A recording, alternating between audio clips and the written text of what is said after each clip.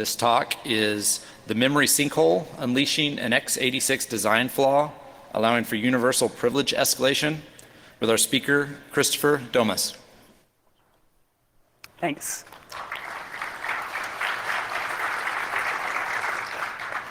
All right, good morning, everyone. Thanks for coming out. My name is Christopher Domas. I'm a cybersecurity researcher at a group called the Battelle Memorial Institute. It's a pretty cool place to work. Gives me a chance to do a lot of research into the fringe areas of cybersecurity that I wouldn't otherwise get to see. But what I wanted to talk to you about today is something I've been tinkering with in my free time for the last couple of months. It's actually an X86 architectural vulnerability that allows privilege escalation. And it's been hidden on these processors for the last 20 years without anybody noticing it. What it effectively does is open up an entirely new class of exploits on these processors. And I want to talk about exactly how that's going to work. But first, I want to give a demonstration in order to sort of frame what we're going to see today.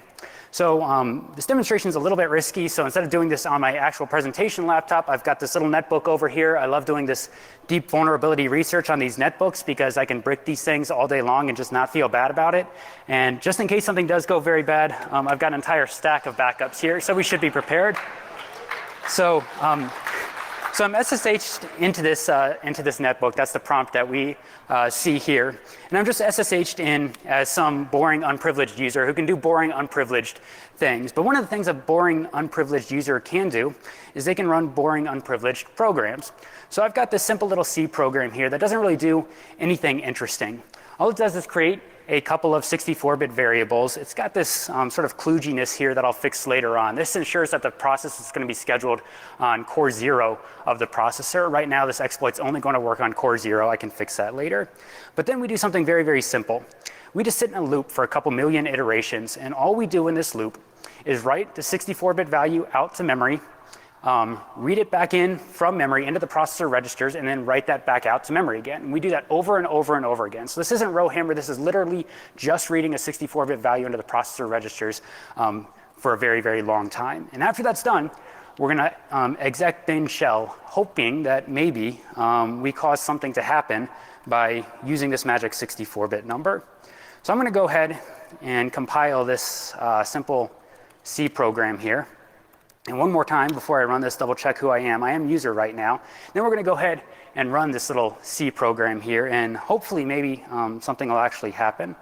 So we run this and it sits in that loop, and it didn't work. We still have that $sign, which means if we check who I am, I'm still user. So of course it didn't work. You can't escalate privileges by loading a 64-bit number into the processor registers. That's kind of silly. But maybe you can.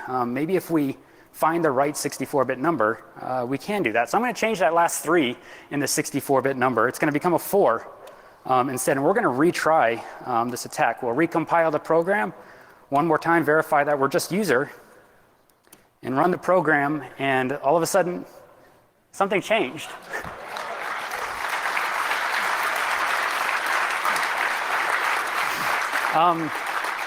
So we're going to spend the rest of the hour figuring out how this thing works. But I got to warn you, it's flashier than it actually seems. There is absolutely nothing special about that 64-bit value. If you run this exact same code on your computers, absolutely nothing will happen exactly as you would expect.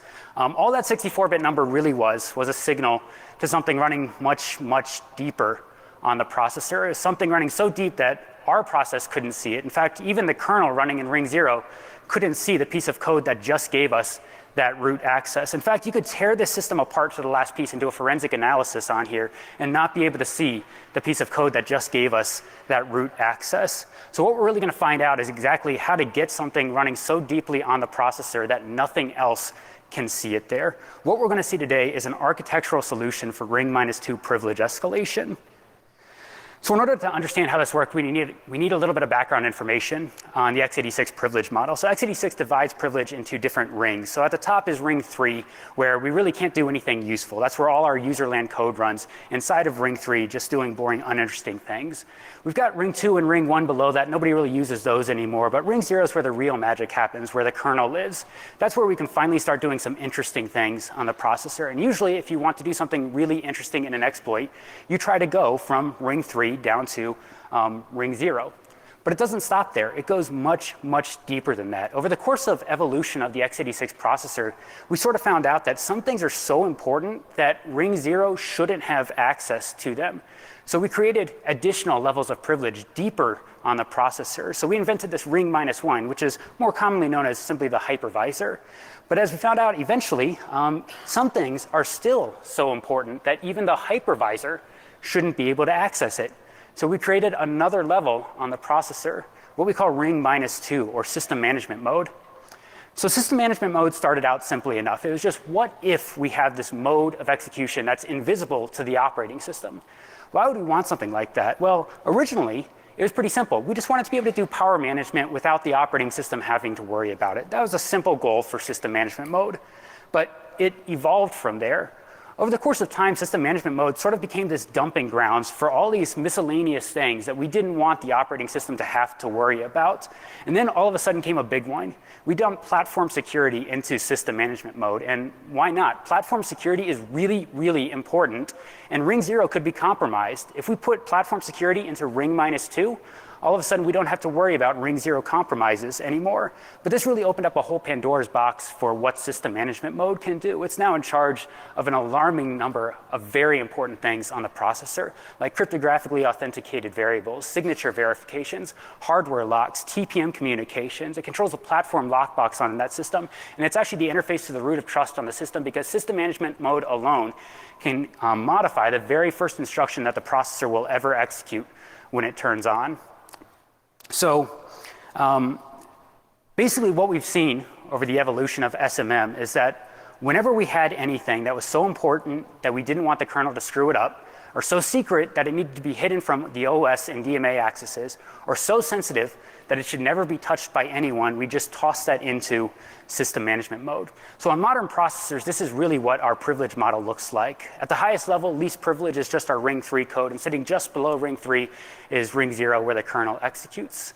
But much deeper than ring 0 is the hypervisor, and there's a chasm that separates the hypervisor from system management mode in ring -2. So ultimately, ring -2 is what's really in control of the processor.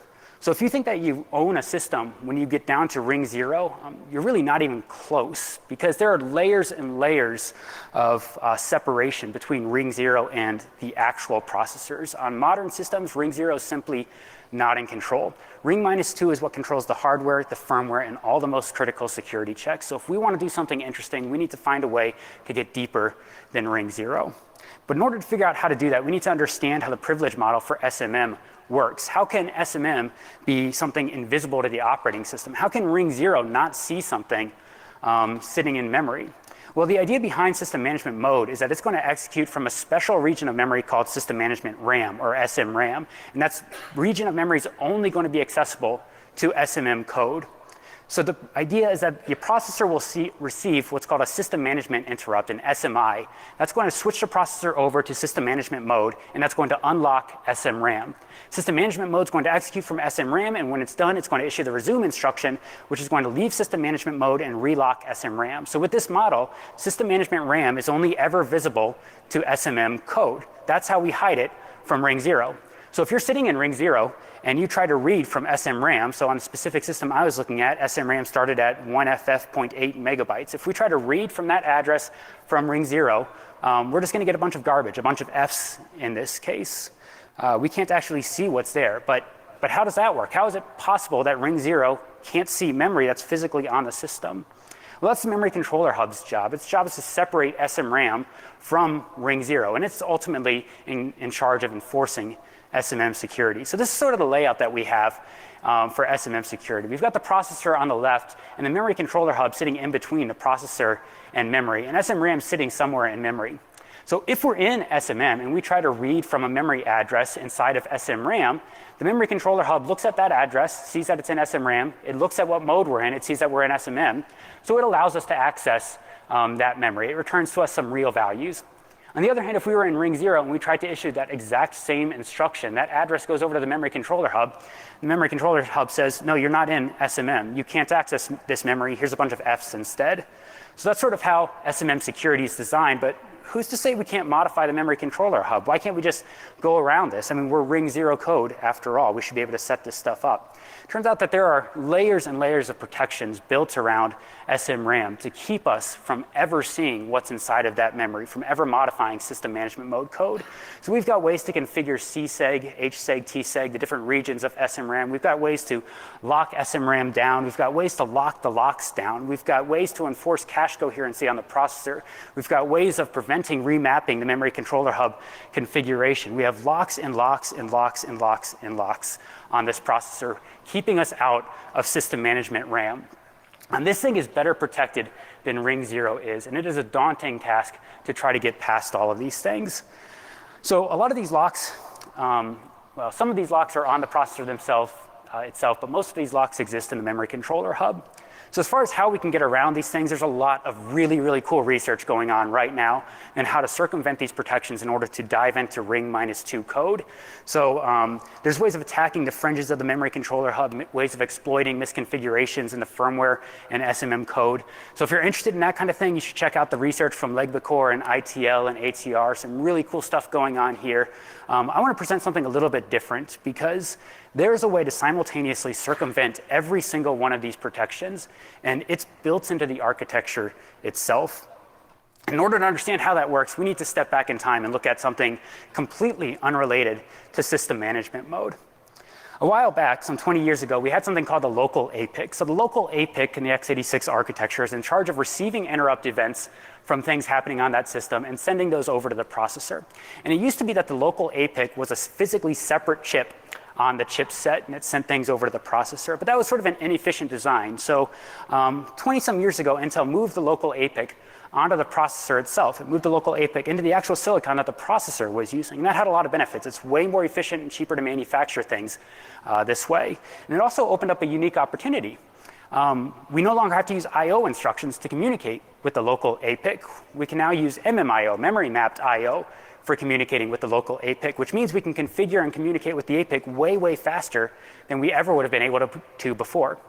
So with the P5 generation of microarchitectures, Intel reserved this region of memory, this 4 kilobyte region starting at FEE megabytes. And they said whenever you try to access this region of memory, instead of being sent out of the processor, that memory address is going to be accepted by the local APIC, and you're going to be accessing the APIC registers instead.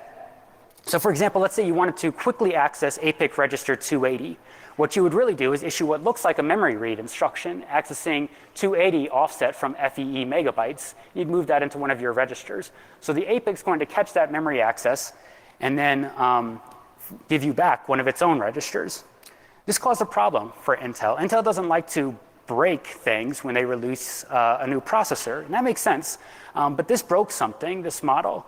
Namely, there were some old legacy systems that were already using that memory range for something else. If they then drop in one of these new processors that expects that memory range to go to the APIC, that's going to break things. So they could have fixed their stuff, but instead Intel decided to fix their processors instead. So with the P6 generation of microarchitectures, they changed things a little bit. So if you dig out the 1997 version of the Intel Software Developer Manual, you'll find this blurb buried in there. The P6 family of processors permit the starting address of the APIC registers to be relocated from FEE megabytes to another physical address. This extension of the APIC architecture is provided to help resolve conflicts with the memory maps of existing systems. So that's really, so this is how that's going to work. In its default configuration, the APIC accepts accesses within this memory range. So if we were to issue a memory request within that memory range, the APIC is going to catch that first, and it's going to give us back one of its registers, in this case, register 280. On the other hand, if we tried to access something just 1 megabyte below that, that looks similar, that's not in the APIC range. The APIC is going to look at that and be like, well, that's not in my range, so it's going to send that out on the system bus, and you're actually going to fetch RAM from memory instead. But with this new addition to the P6 generation of microarchitectures, they let us move where the APIC is. So we can issue a couple of assembly instructions and a write MSR instruction in order to change where the APIC window is located. So now I just moved the APIC so that it's located at FED megabytes instead of FEE megabytes. If I issue those same exact two instructions, now FEE goes out onto the system bus and fetches from RAM, and FED is accepted by the APIC so that we access an APIC register. So seems trivial. It's a vestigial feature to fix some things that occurred a long time ago. It's largely been forgotten. Nobody really uses this anymore. In fact, the software manuals almost universally assume that the APICs are located at FEE megabytes. It's really just a forgotten patch to fix a forgotten problem on some tiny number of legacy systems some 20 years ago. But incidentally, this opens up an incredible vulnerability on an entirely unrelated piece of the processor today.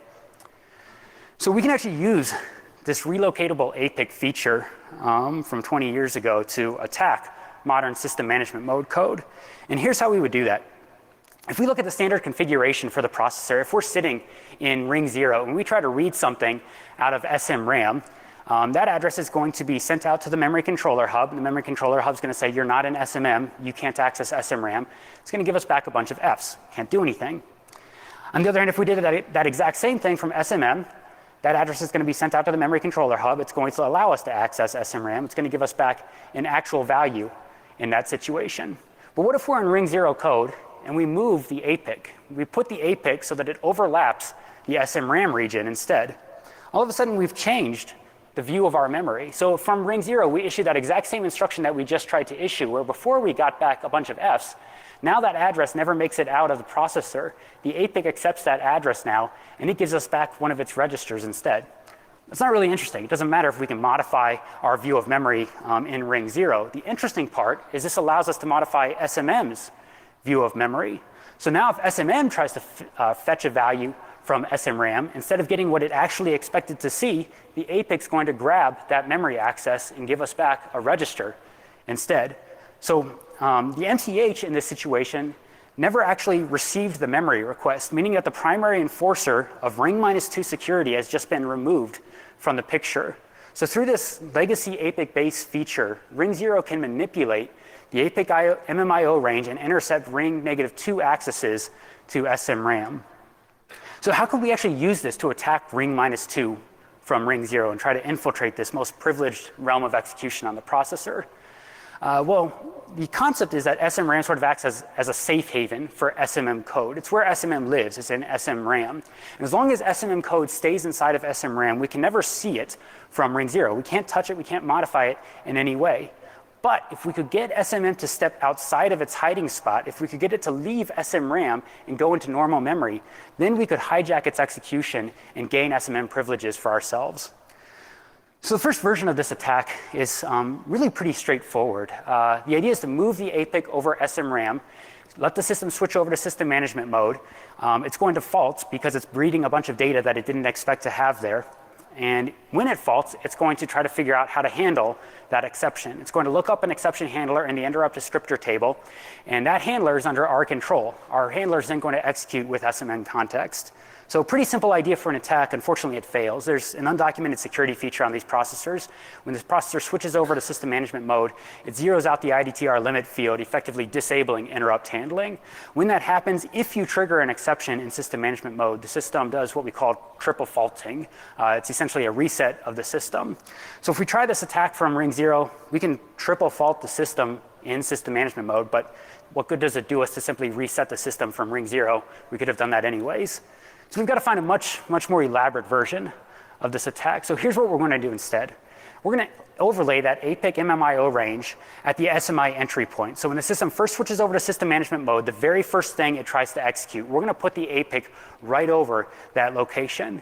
Then we're going to load up our APIC with a payload that we want the processor to be executing inside of system management mode. We're going to trigger an SMI, a system management interrupt, to switch the system over to system management mode, and that's going to allow us to hijack execution when SMM begins executing our payload directly out of the APIC.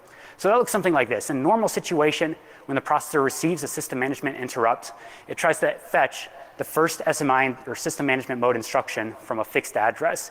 It sends that address out to the MCH. The MCH retrieves that instruction from SMRAM, gives it back to the processor to execute. Simple enough.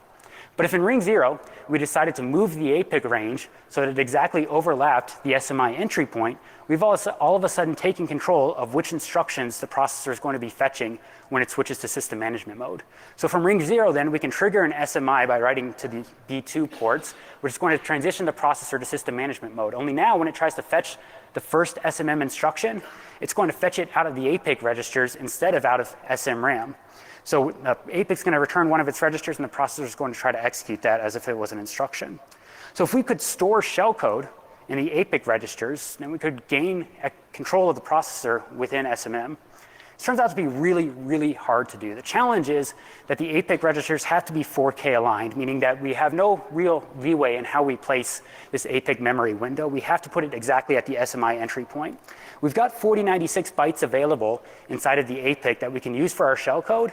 Unfortunately for us, only those bytes are actually writable, and only a few bits of each of those bytes are writable. That's not a lot of control over this shellcode. Complicating matters, this is actually an invalid instruction.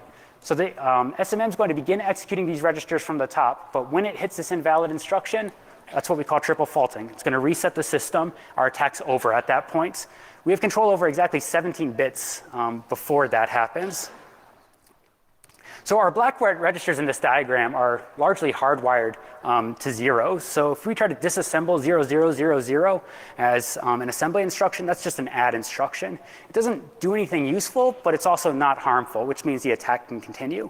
So this is what our shellcode ends up looking like. It's mostly just a bunch of add instructions that we have no control over, and every once in a while, a couple of bits that we can actually modify where we have to try to do something useful. Unfortunately, eventually, we're going to hit this region where we can't change it, and that's not a valid instruction. It's going to trigger a fault and reset the system. We need to make something useful happen before that occurs.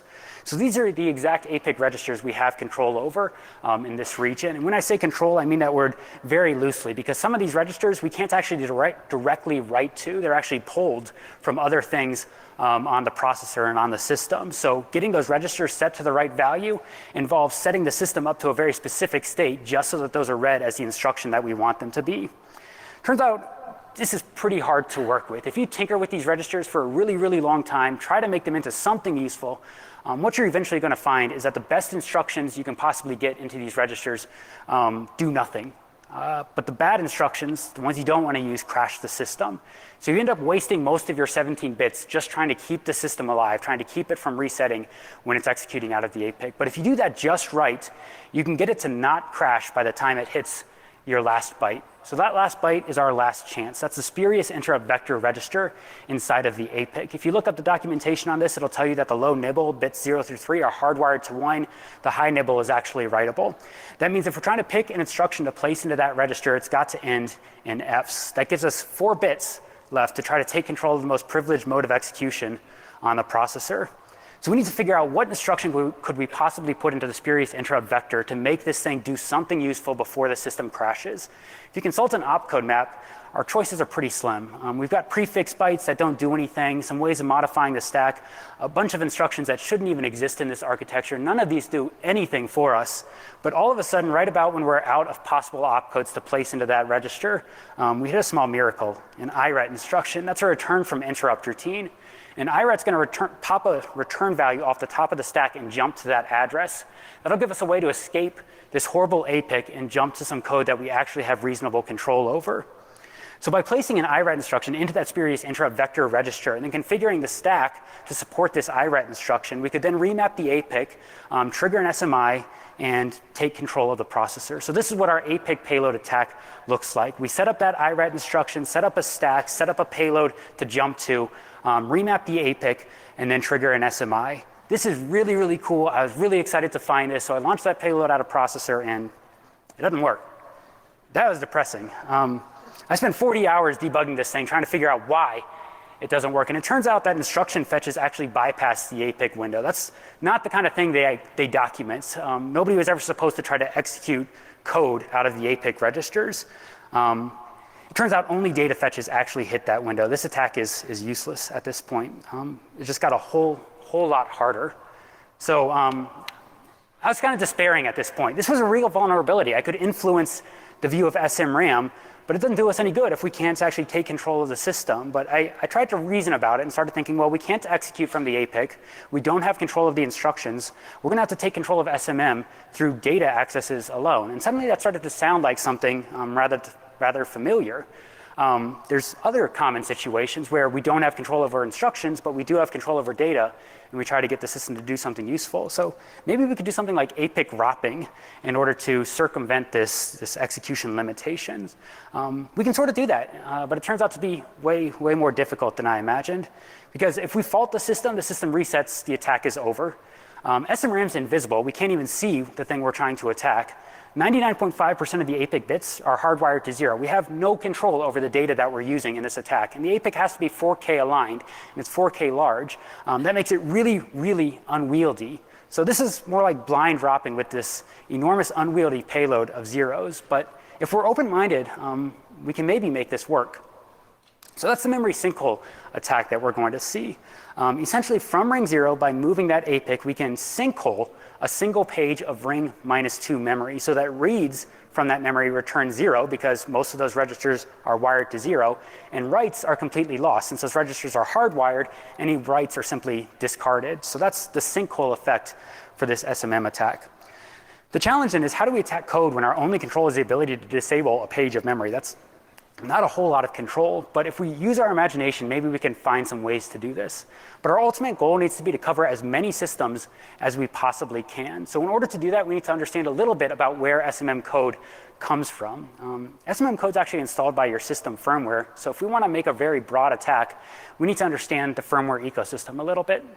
So firmware starts with Intel. Intel writes what they call the EFI template code. It's sort of a skeleton firmware for other people to adapt from. And they give that template code to the independent BIOS vendors, the IBVs. The IBVs add their own modifications to the template code and sell it to the OEMs, things like HP and Dell. They add their own modifications to the template code and then adapt it for each of the individual models of computers that they sell. So you end up with really diverse system management mode code by the time you get down to the individual systems. So we could try to attack that OEM code, the stuff they added, but even if you find an exploit in that code, it's really only going to affect one system. If we attack the code that the IDVs wrote, we'd do a little bit better, but if we really want a universal attack, we have to go after that template code that everybody is using. It's hard to attack, but one exploit will allow you to attack almost any system out there. So it just so happens that the EFI template code is actually responsible for the SMM entry points. And that's what that entry point looks like. This is a little bit hard to decipher if you're not familiar with the SMM execution environment. But this is the entry point for SMM on nearly every modern system because it comes from that template code. So execution in SMM starts in what we colloquially called unreal mode. And it's executing from high memory, which as it turns out is a really complicated environment to try to write code for. So the very first thing that this SMM handler tries to do is it tries to set up some kind of reasonable execution environment for the rest of the SMM code. And it's going to do that by building up segment descriptors, transitioning the processor to protected mode, and then transitioning the processor to long mode. And the pieces of this that are really important for that process are these little pieces right here. So with a little work, we can reverse engineer this and understand exactly how it's operating. The very first thing this SMM code is going to try to do is it's going to try to set up a GDT descriptor. That's a global descriptor table, which is basically going to define the memory mappings to use in the rest of SMM. So the first thing it does for setting up this GDT descriptor is it reads the size of the GDT out of memory and stores that into the descriptor. Then it reads the location of the GDT out of memory and stores that into the descriptor. It's going to use a little self-modifying code here. We've got an upcoming far jump. That far jump is going to transition us from 16-bit protected mode to 32-bit protected mode. It's going to use self-modifying code to write out a selector into this far jump. Writes out selector 10 for that. And then some more self-modifying code to write out the offset that it's going to jump to for this far jump. Finally, we hit this far jump. What the far jump does is it looks at the global descriptor table, looks up its location in memory, and then accesses that global descriptor table. It then moves to offset 10 in the global descriptor table to figure out which segment of memory it's about to be jumping to. So segment 2 happens to be at offset 10 inside of this table. It fetches information about that segment, and then it jumps to this offset within that segment. So that's how execution is supposed to work. And if we look at that code in a little bit more depth, what you're going to find is that all of that information that it loaded out of memory is being read from one large structure called the DSC structure. The template SMM handler uses this single structure for storing all of its most critical environment information, things like the global descriptor table information, the segment selector information, the memory mappings that it's going to use inside of system management mode are all stored inside of this one structure. So sinkholing this structure that has all the most important information for SMM would be devastating for the processor. So I figured, let's see what happens when we do that. So from ring 0, we try to sinkhole that DSC structure by moving the APIC over its location and then triggering an SMI to transition the system to system management mode. We can watch what exactly happens on this system. We don't have control over the processor anymore at that point. It switches to system management mode, and then it's out of our hands. Any exception is going to reset the system, but maybe it'll do something that'll let us hijack execution before it resets. So these are the pieces of memory out of that same region that we just looked at. These are now the memory accesses that are going to be sinkholed by our attack. Each of these is going to read a 0 out of the APIC registers instead of what it intended to read out of SMRAM. So once again, it's going to try to set up a global descriptor table descriptor in order to define its memory mappings. And the very first thing it's going to try to do is it's going to try to load up the size of that global descriptor table. But it accesses the memory sinkhole reading a 0 for the size. That would kill our attack right there. If you have a 0 size for your descriptor table, that means you have no memory mappings on the system. It's going to triple fault and reset. But we've got this miraculous instruction in here that just happens to save us. They decrement that size. So instead of being 0, it becomes FFFF, the largest possible descriptor table size we could possibly have. And then they store that into the global descriptor table register. The next thing they need to figure out is where's the global descriptor table located. Again, they read that out of the sinkhole and then write that into this GDT descriptor. And again, it's miscalculated now as being at address 0. So we just successfully tainted the entire global descriptor table descriptor that they constructed here. That's going to help us a lot in some upcoming code.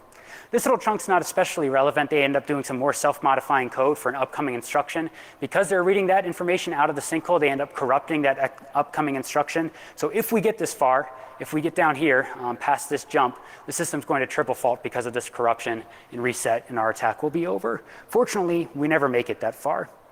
So once again, they do some self-modifying code. They write out that selector 10 into the upcoming far jump. They try to set up the offset to use for that far jump. That's going to be miscalculated again because of the sinkhole, so we managed to taint that far jump value as well. So when it hits the far jump now, it's going to try to figure out where's the global descriptor table located, what memory mappings am I using, what segment of memory am I going to. So it's going to fetch that global descriptor table from address 0. Address 0 is now outside of SMRAM. That's something we have control over from ring 0. So we successfully got it to fetch some data that we can actually influence at this point. So it's going to look up a global descriptor table at address 0. It's going to move to offset 10 inside of that table and read a segment selector out of that offset.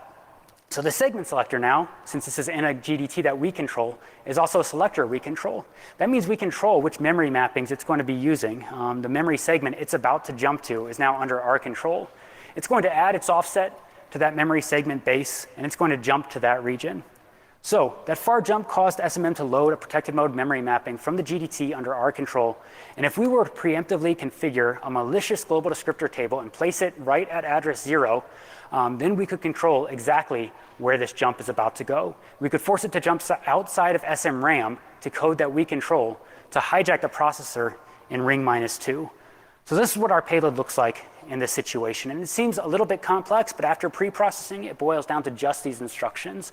Flushing the cache, setting up a descriptor entry in low memory for it to use, and then moving the APIC registers to sinkhole that DSC structure, and then simply looping in place, simply waiting for a periodic SMI to transition the system to system management mode so that we can take control of the processor. When we do that, we fire it at the processor, we wait, and it works this time around. So I was extremely ecstatic to see that this thing worked, because with 8 lines of code, we now just successfully exploited a huge number of features on this processor. We exploit hardware remappings, descriptor cache configurations, instruction and data cache properties. The processor's going to go through 4 execution modes and 4 different memory models before it actually hits that far jump that we tainted and jumps to code under our control so that we can successfully infiltrate the most privileged mode of execution on the X86 processor. And the coolest thing about this whole thing is that template SMI SMI handler had no vulnerability in it. There's absolutely nothing wrong with that code. We managed to attack it through this flaw in the X86 architecture.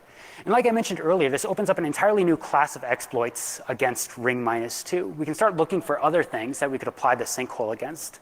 So for example, this is the firmware that I pulled off of the MacBook that I've got up here for this demonstration. This is how the Mac handles interrupts in system management mode. They have this table of function pointers over here. Then they're going to use this call instruction to call into one of these function pointers. If we were to sinkhole this table of function pointers, that call instruction is going to fetch a 0 as the address that it's supposed to branch to, forcing SMM to jump outside of SMRAM to where we can hijack it. Alternatively, the SMM stack is another fantastic place to apply the sinkhole. All SMM code is going to try to set up a stack to use when it's executing inside of system management mode. So if we were to apply the sinkhole over the stack, then every call instruction inside of SMM is going to try to push a return address onto the stack. That return address is going to get consumed by the sinkhole and just completely lost. But when it issues a return instruction, it's going to try to pop a return address off of the stack. It's going to read a 0 out of the sinkhole and branch to address 0 under our control. So there are just a tremendous number of things we can apply this to. It's really whatever you can imagine. So the question then is, what do we actually do with this capability? Okay, we've got ring -2 control. How do we use that? Well, we can unlock hardware that wasn't available to us in ring 0. We can disable the cryptographic checks on the system. We could brick the system if we wanted to. Since system management mode is in charge of thermal regulation on many systems, we could just halt and catch fire. We could open the lockbox on the system, or we could just install a really, really nasty rootkit. So that's the route I took. The normal demonstration for when you gain system management mode access on a system is to simply brick the system. And it's a really cool demonstration, but it's not necessarily the most practical attack. I thought it'd be way, way more interesting to actually install a system management mode rootkit using the memory sinkhole attack. So that's what we do here. We deploy this rootkit through the memory sinkhole. Once the rootkit has control in system management mode, that means it can preempt the hypervisor. It can periodically intercept ring 0 code. It can filter ring 0 IO accesses. It can modify any memory on that system. It can escalate process privilege levels. And it can do all of this completely invisible to the operating system, to ring 0, to antivirus technology, and to the hypervisor. Our rootkit at this point, once it's placed in SMRAM, is entirely undetectable on that system. So for this demonstration, I hacked together some code created by this guy, Crash, who made a really, really cool, robust SMM rootkit. So I adapted some of his code for this demonstration. What we do is we signal that rootkit by some magic 64-bit number in user land. When the SMM rootkit sees that magic 64-bit number, it knows that some process is secretly requesting to be escalated in its privileges. So the SMM rootkit then parses that process's page tables, locates the process credentials, and gives it root access to the system. So if we revisit the attack that we illustrated early on, the way this really worked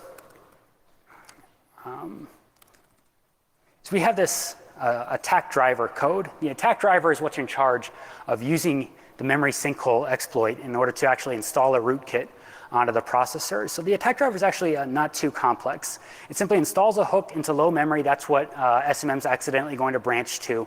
Copies the actual rootkit that we want to use into memory for later reference.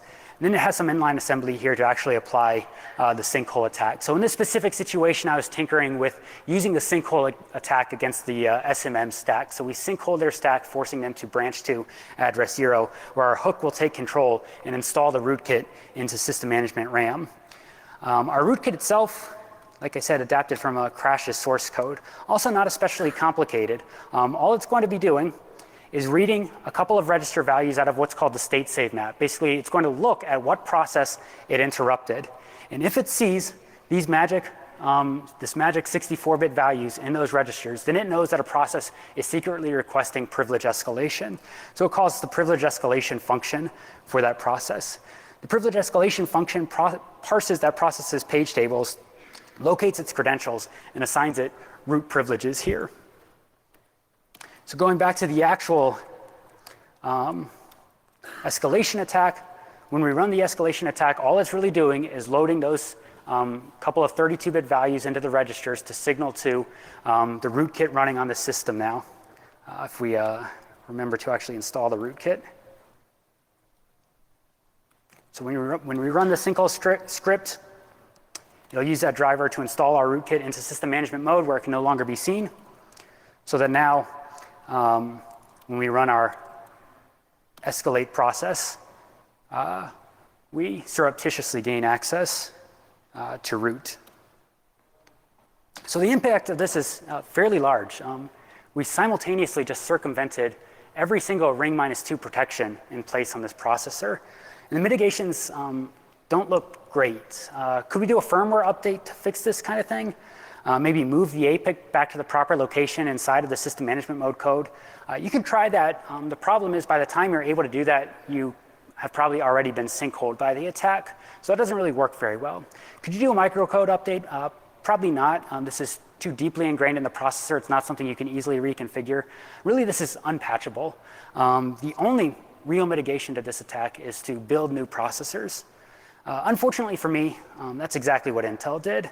Somebody at Intel discovered this shortly before I did, and this problem is fixed on their latest generations of processors. So starting with Sandy Bridge and Atom 2013 processors, what they have are some undocumented internal checks against what are called the system management range registers when you try to relocate the APIC. And if you try to put the APIC over SMRAM, they're going to block that from happening. The good news from an attacker's perspective is that still requires the SMRRs to be properly configured, which an alarming number of systems are still not doing.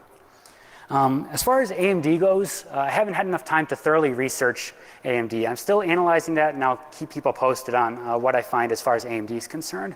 What I can tell you for now is AMD doesn't have these SMRR registers. They never needed them for the same reason that Intel did. So this fix on Intel processors won't work on AMD processors. On top of that, AMD tends to document their stuff really, really well, which is actually incredibly helpful from an attacker's point of view. So AMD actually has buried in their developer manuals a blurb stating that the APIC window takes precedence over the SMRAM window, meaning that the APIC attack should work on AMD processors. And I don't know for certain, but I suspect these are very vulnerable to this attack. But these mitigations only work if every single one of these other security mechanisms is properly configured. And even when that's the case, there are hundreds of millions of processors out there right now in which this can't be fixed. So I'm working on getting a CVE number from this. If you're interested in Intel's perspective on the problem and what they're doing to mitigate the issue, you can go to intel.com/security and see their write-up right now. So I coordinated this disclosure with Intel. I got to tell you, they have been fantastic to work with. They were really interested in keeping their processors secure. They instantly started working on mitigations wherever it was architecturally feasible. They're working on their most recently vulnerable processors and working their way backwards. It will take a little bit of time for their updates to trickle down. So in the meantime, just be careful. So looking forward to the future of this attack, as far as I know, this is actually only the second architectural privilege escalation vulnerability on the X86 processor.